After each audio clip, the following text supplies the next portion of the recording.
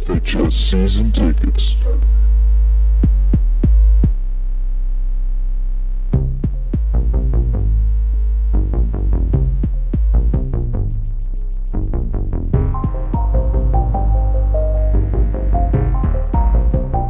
Welcome into another episode of FHS Season Tickets. I'm Michael. I'm Nick. And I'm Christian. And today we're joined by a guest. We have Matthew Medley on from Morning Drill Sports. Would you like to introduce yourself?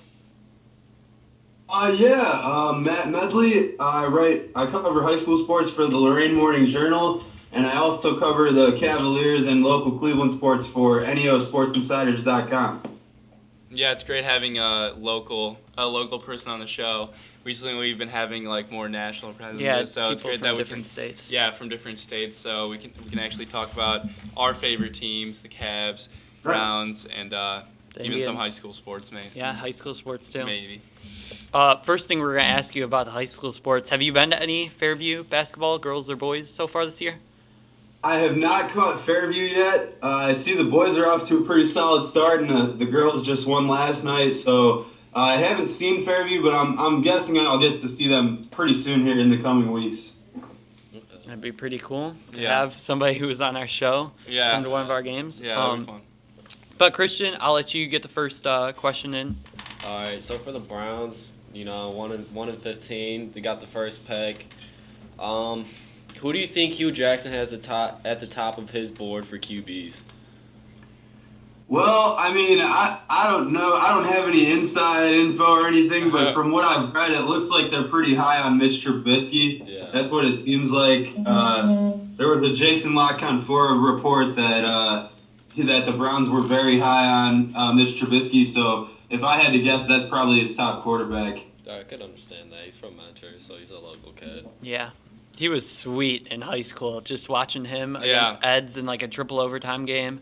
He was crazy. I don't know how I feel. A lot of people don't want to take a quarterback with the talent that we have. Number one, it's not a great quarterback draft class it's looking like. But speaking on the draft, me and my co-host here, Michael, we were really obsessed about that Philadelphia pick, and we were looking down the stretch, seeing where it would land. We had it pegged maybe as high as the number 6 overall pick 2-3 weeks ago, but now it's down to 13, and they beat 12. the Giants and the Cowboys down the stretch. Oh, is it up to 12 I think now? so, yeah. They beat the Giants and the Cowboys down the stretch. Were you interested at all in that pick, or what do you maybe see going there?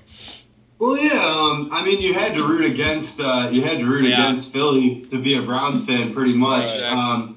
But I think 12 isn't bad. I mean, it could have been worse. The way they started the season, they got off to such a hot start with Carson Wentz. So I'm kind of glad that they kind of fizzled out a little bit. Yeah. Ideally, my preference at that pick is Deshaun Watson. I know it's kind of polarizing because some people don't think that he's built for the AFC North or whatever, but I really like Watson because he's a big game quarterback. He showed up in all the big games. I think he's going to do a similar performance against Alabama to what he did last year. And we really haven't seen many quarterbacks give Alabama's defense problems. So those are the reasons I like him. But, everyone basically is pegging Myles Garrett as the number 1 pick, and I'm not going to argue with it if he's the consensus one. And if they don't take a quarterback pick, I would probably be okay with another defensive pick like a cornerback or a safety. I'm not sure if Malik Hooker is going to exit, but I would not be mad at all if the Browns took him. I mean, that guy just makes plays. Yeah. So there's a lot of different ways they can go about it, but personally, I would not be mad at all if they took Deshaun Watson. Yeah, Christian over here has been the biggest Myles Garrett fanboy for months. Garrett from the start of the season. Malik Hooker actually did declare, which was shocking because he was he was always saying that he was going to stay one more year, but then... I mean, there's really no benefit. We were talking about. There's really no benefit for him staying, but... once he continued playing well, he elevated up mock drafts. I can't see him having a better season than this year if he came back, but...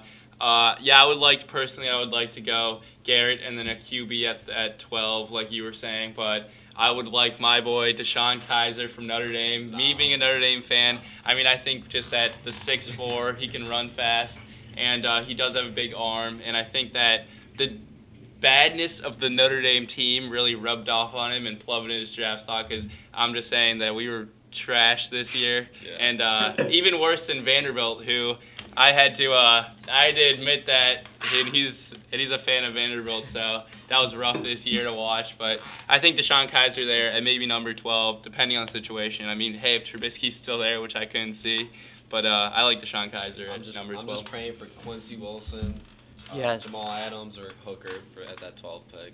Yeah, I actually don't like a quarterback either. I think that next year's quarterback class is a lot better, so I think maybe waiting a year, see if Kessler is the guy. I don't think he is the guy, and what I do think he's going to suffer next season, we try to get a guy like Sam Darnold, Josh Rosen, Jake Browning, because 2018 class is loaded. It's loaded with quarterbacks, so I definitely think waiting a year and going for a 2018 pick.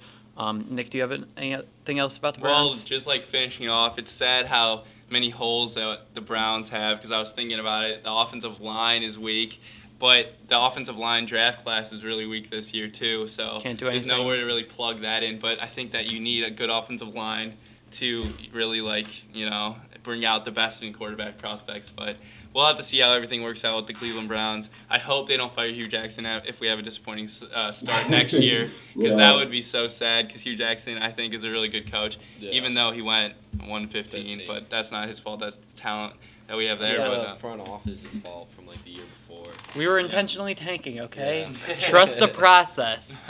But I'll ask the first question to you. Nick, this has something to do with you. You had a bet with a friend over if Kay Felder would get in 20 games. Fantastic bet for you. I don't know how. Easy $10. You got that easy money. But what have you seen from Kay Felder so far this season? I know you've been to a good amount of Cavs games. How has he been adjusting to life in the NBA?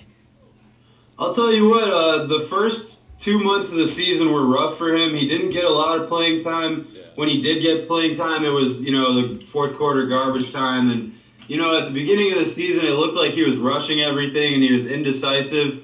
And I really think it goes back to last Wednesday. He went over to the Canton Charge he was sent there for one night for a D-League game. He scored 33 points that game. And ever since then, he's honestly looked like a different player. 13 in his game back, and then last night he scored 9. And what I like a lot is he's been doing a lot of his damage in the fourth quarter. Kyrie Irving hasn't been playing these last 3 games, so that has something to do with it. But he's really made some big shots these last 3 games. He was a big reason why they beat New Orleans on Monday night. And, I just think, he's definitely not the right now backup point guard. They're still going to have to get somebody at that spot. But he's showing signs that there's some potential there that they can work with, and we're starting to see flashes of the reason they drafted him. Yeah, I definitely like that draft pick. Since we drafted him, I even going to the draft, I wanted him, and second round pick, what he's doing right now, I mean, that's pretty great. Really solid. And I definitely see potential to even improve more on just the pure athleticism that he has and skill to go along with it. But I feel like that was a pretty easy $10. Hopefully he doesn't choke out this last 2 games. Do you have any questions?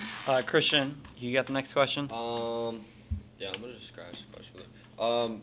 So I heard rumors about the Cavs getting Rondo or anything like that. I honestly don't like it because I feel like Rondo's just a chemistry killer wherever he goes. Would you be thrilled if we got him, or what would be your reaction? Well, the one argument that you could use against that is people said similar things about J.R. Smith. Yeah. People said similar things about Shumpert.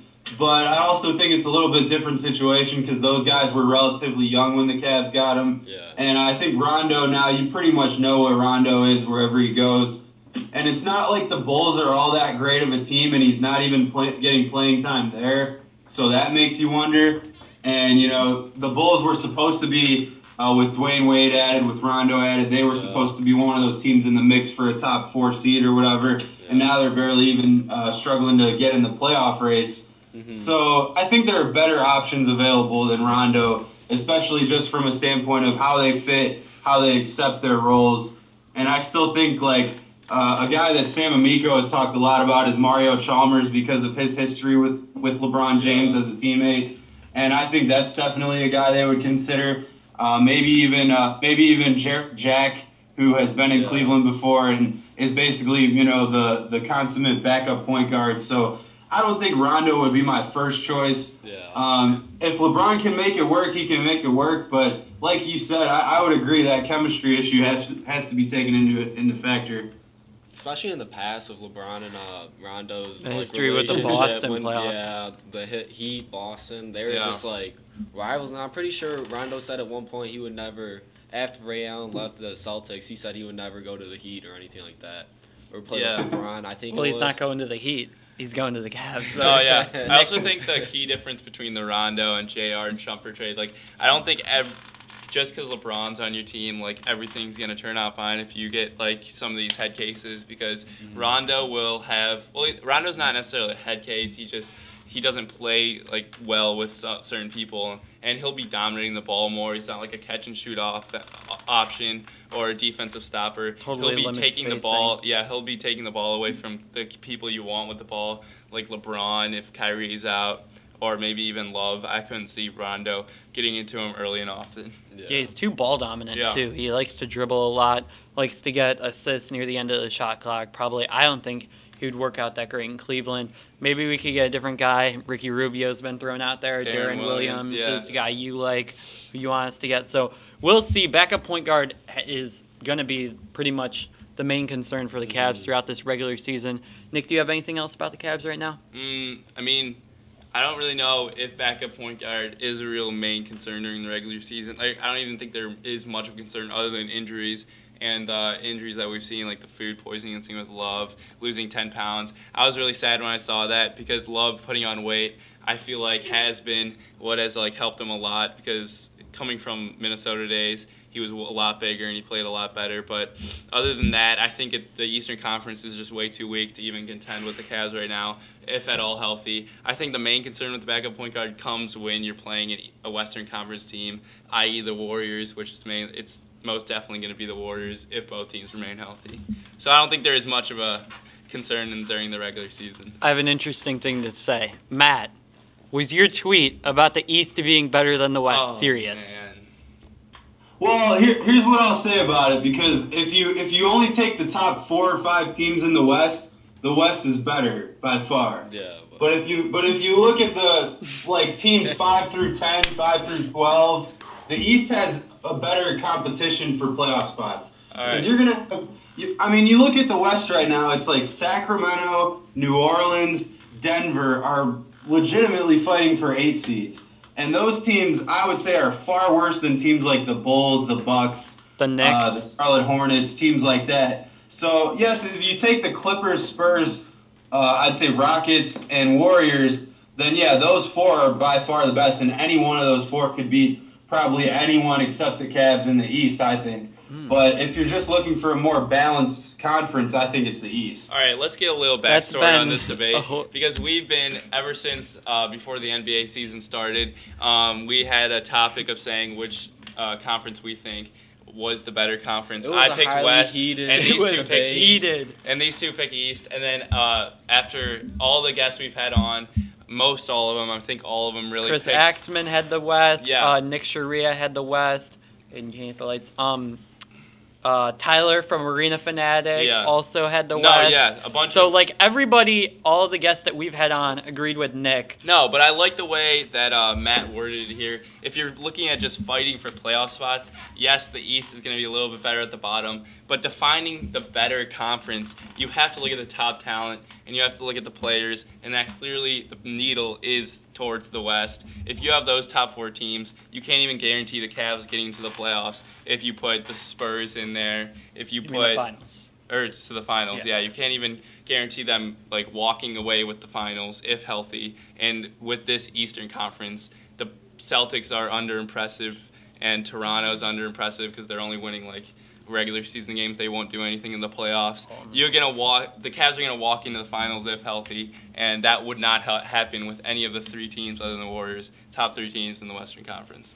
Now, what if the NBA, I know they're never going to do this, and neither will the NFL, but what if they took out the conferences for the playoffs and took the top 16 seeds, and the 1 seed played the 16 seed, regardless of conference? Well, so you could have 10 like Western that. Conference teams, 6 Eastern Conference teams, or the other way around? I wouldn't like that because I like the fact of like East versus West. I like that you're going to be playing people like close to your region, so it's more competitive, more rivalries are made. Look at back in the 90s with the Eastern Conference, the stacked Eastern Conference, when it was like Bulls, Detroit. Very Those stacked. are two cities that are really close to each other. So Boston, big rivals. New York. You'd be taking the history out of it there. I think it would be more like analytical at that point. But I do still think the West is better than the East, and obviously the lower teams like the Pelicans have no business even in playoff discussion. We've talked about them countless times on the show. Like, please trade Anthony Davis right now. Please save that man for 10 more years. Like, save him from 10 years of just misery. But I think the West is still better than the East, in my opinion. Do you guys have anything right now? I got one. Okay. It's about college football. Yeah. Okay, so Alabama and Washington. Alabama's defense was all over Jake Browning. Yeah, Jake Browning and their whole offense. And then they just dominated them basically. And then Clemson just shuts out OSU. What's your expectations for this national championship game?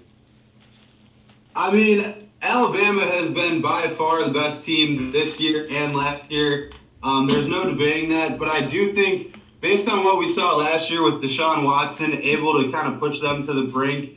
You know, if Alabama doesn't get that onside kick, Clemson might have won that game. And I think Clemson has so many returning starters on both sides of the ball. So I think this will be just as good a game as last year. And, I mean, maybe I'm going out on a limb, but I'm picking Clemson to win. And I think it is because of Deshaun Watson's just big game history. You know, the Louisville game he stepped up, Florida State game he stepped up, Ohio State. Yeah. Just every stage he's been on, he's never crumbled under the pressure. And I do think that he's a special kind of player, and he just has that will to get his team over the hump. Yeah, since we're having an NFL guy on tomorrow, we might as well make our predictions right now. So, Christian, who do you have in the national title game? I'll take Clemson too, just because last year they played well. And he didn't even have Mike Williams, and now he has Mike Williams. So I think that will be the point that'll get him over the hump.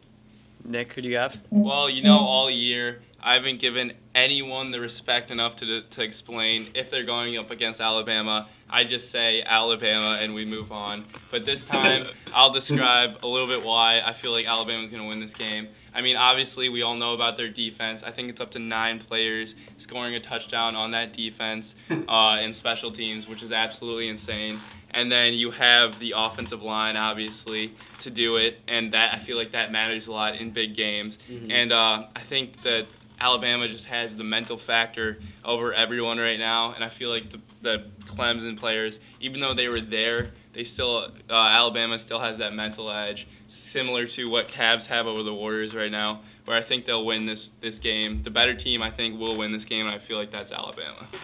And now I'm going to make my prediction. I'm going to take Alabama, but I don't think it is as close as it is last year. I believe the amount of talent Clemson lost from its team, even though it did return a lot of talent, they lost a good amount of talent from last year's team. I think Alabama is just legitimately a machine.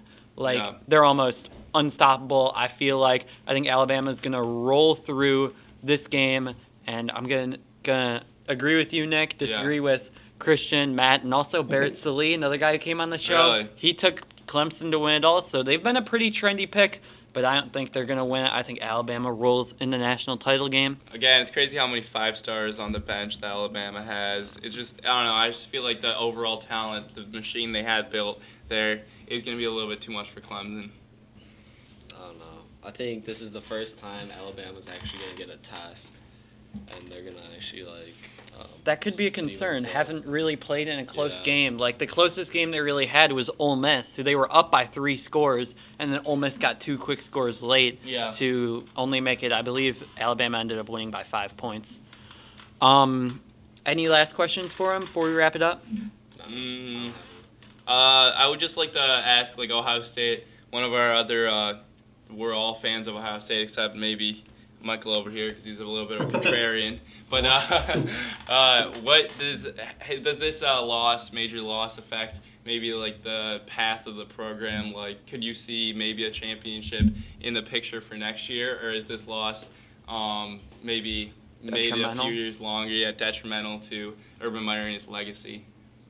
Well, I definitely rethink the way things are going after a blowout like that. I mean, I think JT Barrett got exposed multiple times this season, and they got away with it a few times, like against Michigan, against Wisconsin, and even who was the one game? Michigan State. Even Indiana, I think, gave him problems. Like there were several games this year where JT Barrett was not the reason they won, but they were still able to pull it off because of their defense. So then you talked about, Malik Hooker declaring, Garyon Conley declaring. I mean, those are some stud players, and they're not just going to make that up in 1 year. And I know people said that going into this year too. But yeah, I'm definitely rethinking Ohio State's kind of path to championships. I think the offensive coordinator is huge now. They got Kevin Wilson from Indiana. Whether you like the guy or not, he did some questionable things in Indiana, but he can coach football. And I trust Urban Meyer's judgment to bring a guy like that over here. But as far as Ohio State's concerned, I have a lot of questions. I really like Mike Weber. I mean, he had such a great redshirt freshman year. He was only the third freshman in the history of the school to run for 1,000 yards. Yeah, so you still have that going for you. And other than Elflein, all their offensive line is returning. Did Curtis Samuel declare? Do we know that yet? Not yet. I know Raekwon McMillan has declared as well. He's another guy that you didn't mention. Because if Curtis Samuel goes there, that's a huge loss too. And I honestly was, when I saw JT Barrett's coming back, I almost was like, come on, just go to the NFL. Yeah. I think Tate Martell is really the future there. And, Tate Martell, he's done some amazing things in high school. I've seen some videos of him throwing in practice where it's just like, all right, this guy has the arm that we've needed. So if I had to guess right now, Ohio State's probably not a playoff team next year. Yeah. But then again, you never know with Urban Meyer. And they could all get back. Yeah. It's crazy how just a couple of years ago, JT Barrett was tearing it up. Heisman talks as a freshman. As a redshirt freshman. And he was called by Urban Meyer back then as like the best player he's ever coached or something. And now look what happened. I don't know. It's just crazy to see, but I do have faith in Ohio State. Like I feel like just the way they recruited, that's the biggest part about college football. I think they've done that well. And I don't know. We'll see definitely for sure in the weeks to come. I think that Ohio State and Alabama have almost separated themselves from the rest of college football with the way they recruit and that the way they reload, because obviously Deshaun Watson and Dabo Swinney has gotten their team to the title in back-to-back seasons, but the way Ohio State, with such a young team this year, was still able to make the playoffs, and this is not coming from an Ohio State fan, that I really feel like they have separated themselves along with Alabama from the rest of college football. The quarterback situation will be interesting next year. I also really like Martell. I said that JT Barrett might want to look into maybe playing a different position in the NFL. It worked out for Terrell Pryor and also, to a lesser degree, Braxton Miller. I really don't think he's a great quarterback. Threw for under 50% completion against the two Michigan schools, Michigan and Michigan State. So I don't think he's the answer for the Buckeyes next season and also in the future beyond if you want to build a perennial playoff team. And also next season, the Big Ten is going to be loaded. Penn State returns a ton of weapons on offense, including their quarterback, Trace McSorley. And also Michigan's going to be loaded defensively like they usually are, even though they do lose Jabril Peppers and also Jordan Lewis. So it'll be interesting to see how those top teams in the Big Ten fare, because the Big Ten is very loaded at the top, but not so good in the middle and near the bottom. Yeah. Any things before we wrap it up? No. Any questions you have for us before we end? Yeah. Do you think the Indians are winning the World Series? That's so hard to predict. I mean, what do you think, Mike? Our cameraman shaking his head yes. He's a big Indians fan. He's like, yeah, they are. I love the move of Encarnacion, but baseball is so hard to go back to the World Series. Yeah. So... Hey, I'll remember that Rajay Davis hit forever, though, so that was a good memory, even though we lost. The safe pick is no, but you never want to say no. When, like, your hometown team is one of the easily five best teams in the league, I would probably say that the Cubs, Indians, and Red Sox are clearly the top three teams. So if you're one of those, you want to just say yes. But I don't know. Still got a long way to go before that. Got a Cavs potential title before that even gets in the middle. But yeah, thank you so much for coming on. Coming on, Matt. Thanks for having me on, guys. Hope you guys enjoyed this episode of FHS Season Tickets.